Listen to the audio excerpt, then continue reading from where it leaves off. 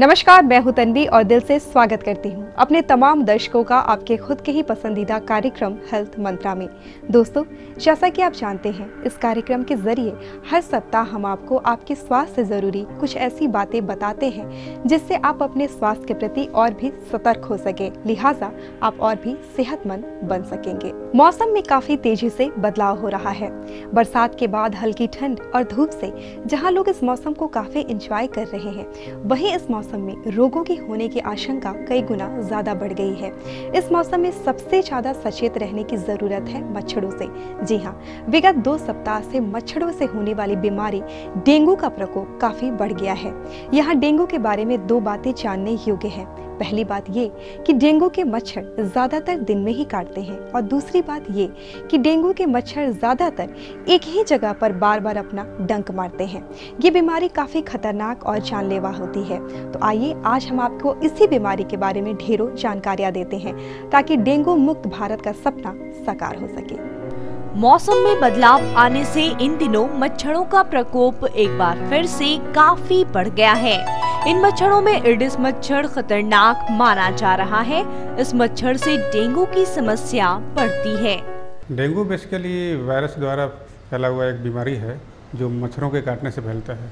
मच्छरों के काटने के बाद जो वायरस जो है डेंगू वायरस, वो मनुष्य में जाता है और ब्लड के द्वारा वो पूरे शरीर में फैलता है और उसके द्वारा जो बीमारी जनित होती है उसको हम लोग डेंगू कहते हैं। अगर किसी व्यक्ति को सामान्य बुखार और शरीर में दर्द की शिकायत बढ़ रही हो तो उन्हें सावधान हो जाना चाहिए, क्योंकि ऐसे लक्षण डेंगू के भी हो सकते हैं। समय रहते अगर इसका उपचार न किया जाए तो अस्पताल में भर्ती होने की भी नौबत आ सकती है। डेंगू बेसिकली देखिए थे कि कॉमन जो वायरल इन्फेक्शन होता है ना, जैसे वो मौसमी बुखार कहते हैं कि मौसमी बुखार हुआ, सर्दी खांसी, देह में दर्द, बुखार, जॉइंट पेन, तो शुरुआती डेंगू कॉमन जो डेंगू होता है वो इसी तरह होता है। ठीक है ना, उसमें शोर थ्रोट होगा, गले में खराश होगा, सर में दर्द, बदन में दर्द, बुखार।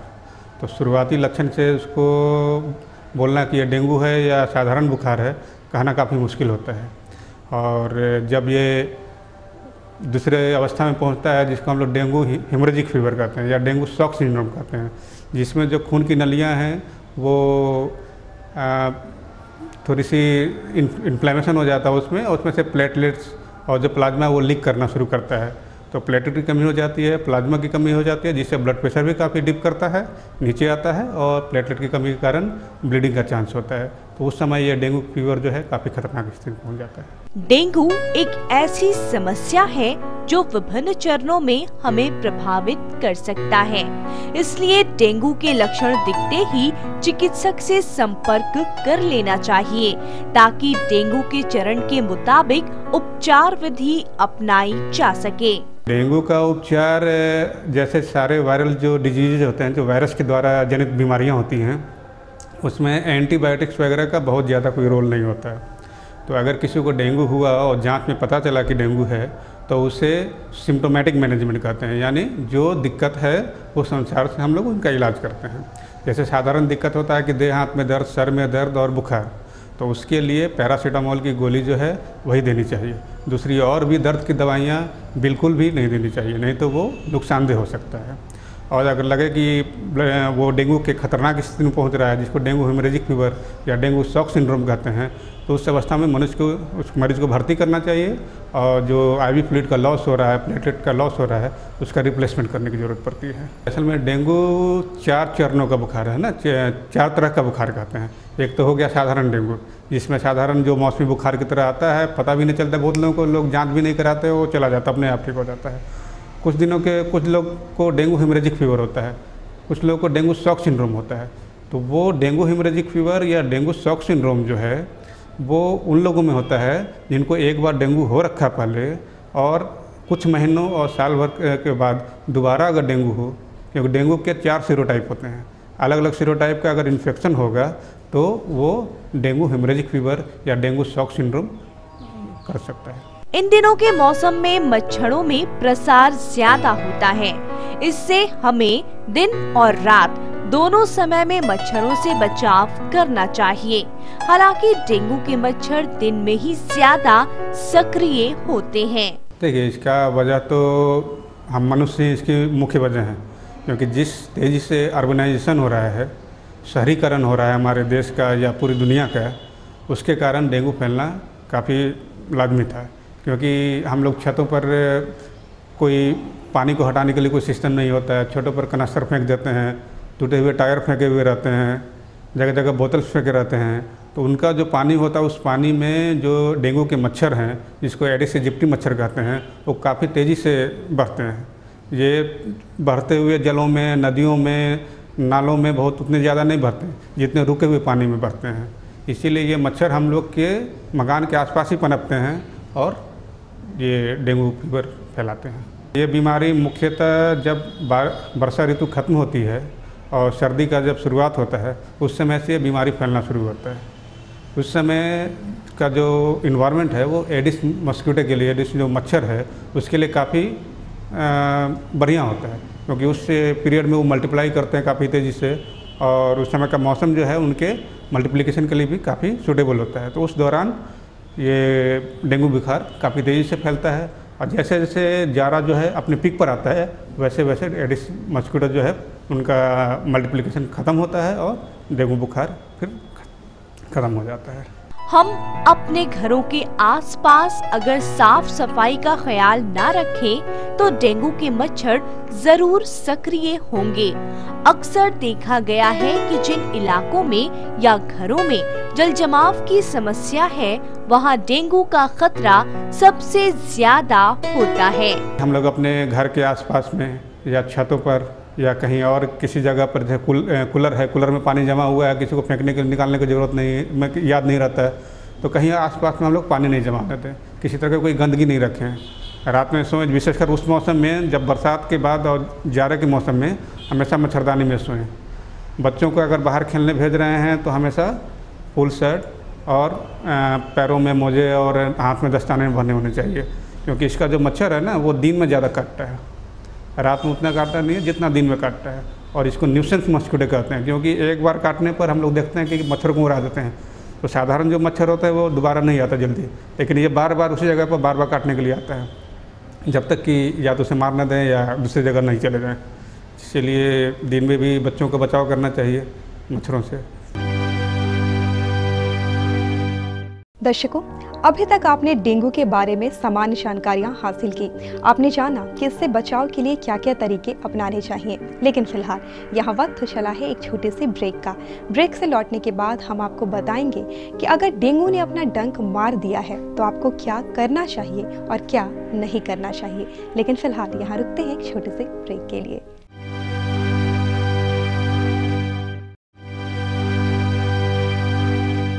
ब्रेक के बाद एक बार फिर से मेरे तमाम दर्शकों का बहुत बहुत स्वागत आपके खुद के ही कार्यक्रम हेल्थ मंत्रा में। दोस्तों, ब्रेक पर जाने से पहले हम बात कर रहे थे डेंगू बीमारी के विषय में। हमने इसके बारे में कुछ खास बातें आपको बताई और अभी बहुत सारी ऐसी बातें हैं जो आपको बतानी शेष है। जी हाँ दोस्तों, अक्सर ऐसा होता है कि अगर हमें बुखार या फिर शरीर में दर्द की शिकायत होती है तो हम इसे काफ़ी हल्के तौर पर लेते हैं, लेकिन हमारी आपसे नम्र अपील है कि अगर आपके आसपास या आपको खुद भी अगर शरीर में 2 या 3 दिन से ज्यादा बुखार या दर्द की समस्या हो तो इसे बिल्कुल भी हल्के तौर पर ना लें। तुरंत चिकित्सक से संपर्क करें, अन्यथा ये डेंगू के लक्षण हो सकते हैं। सही समय पर सही इलाज मिलने से समस्या ज्यादा बड़ी नहीं होगी और आपकी जान, जो कि बेहद बेशकीमती है, बच सकती है। साथ ही साथ आप अपने आसपास के लोगों को भी डेंगू के विषय में जागरूक करें। आजकल बिहार में डेंगू के मरीज की संख्या ज्यादा तेजी से बढ़ रही है। ऐसे में एक आम व्यक्ति के लिए सदर अस्पताल या राजकीय अस्पताल ही बेहतर विकल्प के रूप में नजर आता है। लेकिन इस एक हफ्ते में सरकारी अस्पतालों से जो खबरें आई हैं, उससे कई सवाल खड़े होते हैं।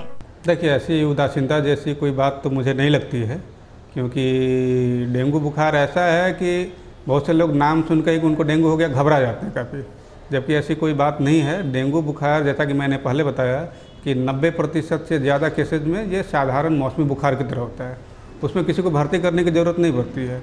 कुछ दिन पहले पेपर में पढ़ा कि कुछ लोगों को पीएमसीएच में भर्ती नहीं किया गया, तो हो सकता है कि वो उस पोजीशन में नहीं हो कि उनको भर्ती किया जा सके, इसलिए साधारण लोगों को भी मालूम होना चाहिए कि जब आपके फिजिशियन या आपके डॉक्टर आपको बोल रहे हैं कि आप भर्ती होना है, उसी समय जा करके अस्पताल में भर्ती हो।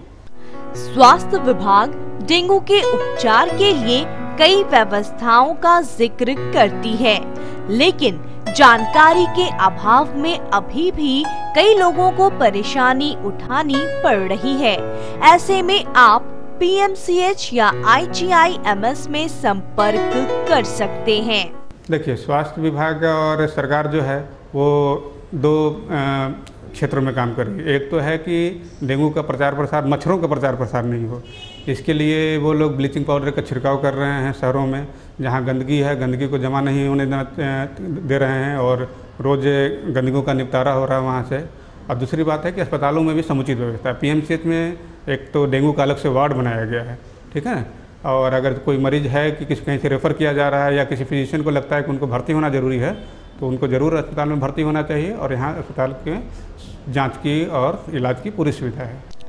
डेंगू से ग्रसित व्यक्ति के लिए प्लेटलेट्स का नियंत्रित होना अहम माना जाता है।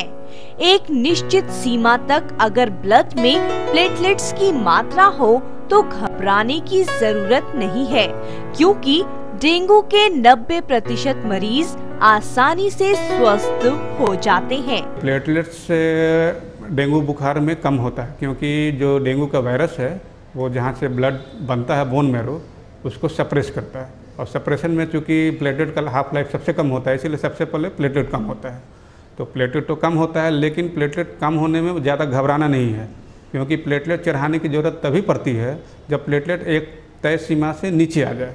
नॉर्मली प्लेटलेट जो है 1.5 लाख से 4.5 लाख पर माइक्रोलीटर से वो रेंज में रहता है।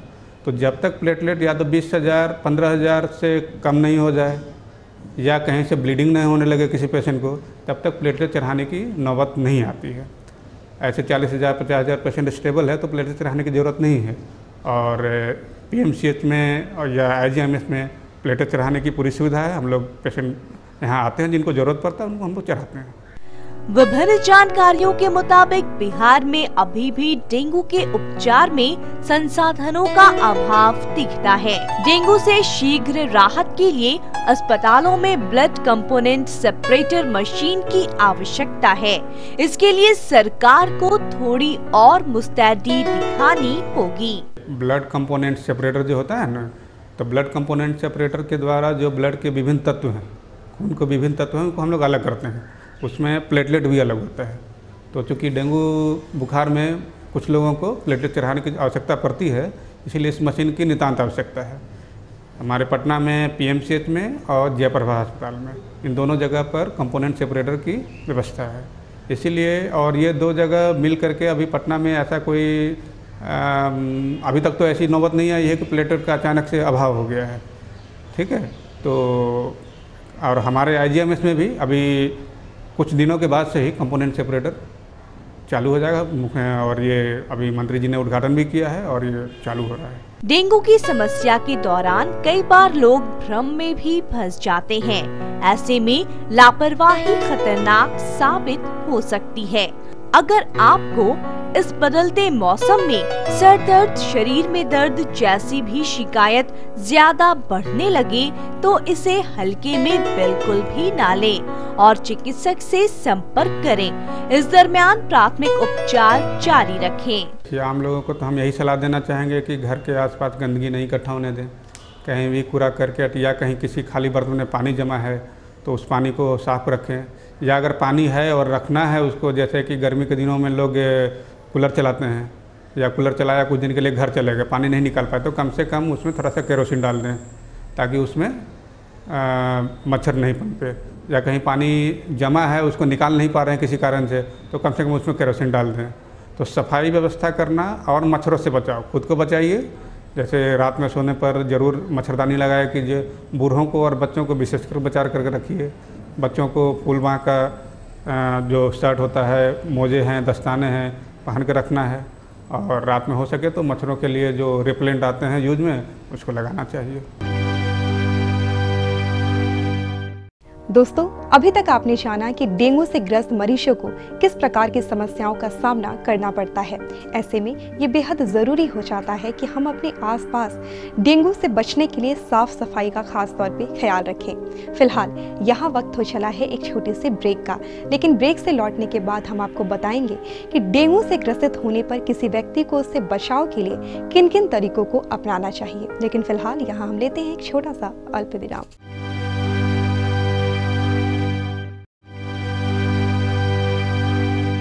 ब्रेक के बाद आप सभी का बहुत बहुत स्वागत हेल्थ मंत्रा में। दोस्तों, आमतौर पे ये देखा जाता है कि अगर हमें पता चल गया कि हमें डेंगू की शिकायत है तो हम अपने इलाज शुरू तक करवाते हैं, लेकिन बीच में ही दवाइयों को रोक देते हैं। कह सकते हैं कि हम अपने इलाज को अंतिम चरण तक नहीं पहुंचाते, दवाइयों को सही तरह से नियमित इस्तेमाल नहीं करते, और यही चीज़ मुख्य परेशानी की वजह होती है। शुरुआत में तो चीज़ें सामने नहीं आती हैं, लेकिन बाद में यही चीज़ें एक बड़ी समस्या के रूप में आपके सामने आ सकती हैं। डेंगू के इलाज के दरमियान खान पान का ख्याल जरूर रखें। ज्यादा गरिष्ठ भोजनों से बचें। ऐसे खाद्य पदार्थों का सेवन करें जो सुपाच्य हो। साथ ही शारीरिक और मानसिक कामों से थोड़ा आराम जरूर लें ताकि शरीर को पूरी तरह से राहत मिल सके। ये डेंगू होने पर तो खान पान में सावधानी बहुत जरूरी है। एक तो कि पानी पूरा पिएं, क्योंकि शरीर में डेंगू में शॉक सिंड्रोम जाने का संभावना रहता है, जिसमें शरीर में पानी का तुरंत कमी हो जाता है। तो पानी खूब पिए, कम से कम 3 लीटर 3.5 लीटर उतना पानी 24 घंटे में पीना चाहिए। और खाने में जो गरिष्ठ चीज़ें हैं, जैसे फैटी चीज़ें हो गए या कोई बाज़ार का बना हुआ सामान हो गया, एकदम मना होना चाहिए। सादा खाना खाइए, खिचड़ी हो, गीला चावल हो, आलू का चोखा हो, इस तरह की चीज़ें ज़्यादा सेवन। पेयजल ज़्यादा लेना चाहिए। तो खान पीन में इतना सावधानी काफ़ी ज़रूरी है। देखिए, अगर डेंगू मरीज़ है और घर पर है तो दिनचर्या में यही है कि वो ज़्यादा बदलाव की ज़रूरत नहीं है, लेकिन कोई एक्जर्शन नहीं लेना है। जैसे अगर घर में कोई भारी काम करता हो, किसान है अगर, तो उसको बेड रेस्ट जब तक बुखार रहे और बुखार के 3 दिन बाद तक कम से कम एकदम बेड रेस्ट लेना है। जो दिनचर्या का चीज़ है वही करना है और लेट करके आराम करना है। खाने पीने में पूरी सावधानी रखनी है। दोस्तों, अभी हमने आपको जानकारी दी थी डेंगू बीमारी, उससे बचाव और उन सभी बातों के बारे में जिससे आप इस बीमारी को अपने से दूर भगा सकते हैं। लेकिन बदलते मौसम में ना सिर्फ डेंगू से बल्कि ऐसी बहुत सारी बीमारियां होती हैं जिससे आपको बचने की ज़रूरत है। तो आइए हम आपको बताते हैं कुछ ऐसी ही खास बातें अपने इस अगले segment health tips of the week का। पर्व त्योहार खत्म होते ही सुबह और शाम ठंड का एहसास होने लगा है। ऐसे में कभी गर्मी तो कभी ठंड का भी सामना हो जा रहा है। इसलिए आप ज्यादा से ज्यादा सजग रहें ताकि सर्दी, खांसी और बुखार का सामना ना हो। देखिए, मौसम बदलने के साथ साथ मौसमी बुखार काफ़ी कॉमन चीज़ है। होता यह है कि जब जैसे ही मौसम बदलता है, बाहर का वायुमंडल बदलता है। उसी वायुमंडल के अनुसार बाहर के जो भी वायरस हैं, बैक्टीरिया हैं, वो एक्टिवेट होते हैं या इनएक्टिवेट होते हैं। तो उस समय असर पड़ता है हमारे शरीर के ऊपर भी। तो उस समय जो है अपनी सावधानी रखनी है अपने हाथ में, ठीक है ना, कि खाने पीने में पूरा ध्यान रखना है, बाहर का कोई सामान नहीं खाना है, पानी ठीक ढंग से पीना है। और उस समय हो सके तो कुछ दिनों तक शरीर की इम्यूनिटी बढ़ाने के लिए विटामिन सी वगैरह का सेवन करना चाहिए। जैसे काजगी नींबू है, कुछ नहीं, आधी काजगी नींबू दिन भर में इस्तेमाल करें जिसमें मौसम चेंज कर रहा हो, तो उसका शरीर पर असर पड़ता है अच्छा। दोस्तों, आज की कड़ी में हमने आपको बताया डेंगू बीमारी के बारे में, उससे लक्षणों और उससे बचाव के तरीकों के बारे में भी। ये बेहद ज़रूरी है कि हम किसी भी बीमारी को गहराई से जानें, तभी हम उससे बच सकते हैं। लेकिन बदलते मौसम में ना सिर्फ डेंगू बल्कि ऐसी बहुत सारी बीमारियां और हैं जिससे हमें बचने की ज़रूरत है, और आज की कड़ी में हमने आपको उसके बारे में भी ज़रूरत की बातें बताई। साथ ही साथ इस मौसम में खास तौर पर बुजुर्गों और बच्चों का ख्याल रखें। दोस्तों, आपकी राय, आपकी सुझाव हमारे लिए बेहद अहम है, लेकिन इसके लिए ज़रूरी है कि हमारा ईमेल आईडी आपके पास हो ताकि आप हमें अपने विचार पहुंचा सकें। तो फटाफट उठाएं कागज और कलम और नोट करें हमारा ईमेल आईडी। हमारा ईमेल आईडी है etvhealthmantra@gmail.com। दोस्तों, आज की कड़ी में बस इतना ही। इजाज़त लेते हैं आपसे इस बात के साथ कि आप भी स्वस्थ भारत की इस मुहिम में हमारे साझेदार बनेंगे। हमारी एक छोटी सी कोशिश है हेल्थ मंत्रा कार्यक्रम के रूप में जन जन को स्वस्थ और निरोगी बनाने की। आप भी हमसे ये वादा करें कि आप स्वयं भी स्वस्थ रहेंगे, अपने आसपास के लोगों को भी स्वस्थ रखने में एक भूमिका निभाएंगे, तभी तो हमारा देश स्वस्थ बनेगा। इन्हीं बातों के साथ मैं तन्वी अपनी पूरी हेल्थ मंत्रा की टीम की तरफ से आपसे लेती हूँ इजाजत। नमस्कार।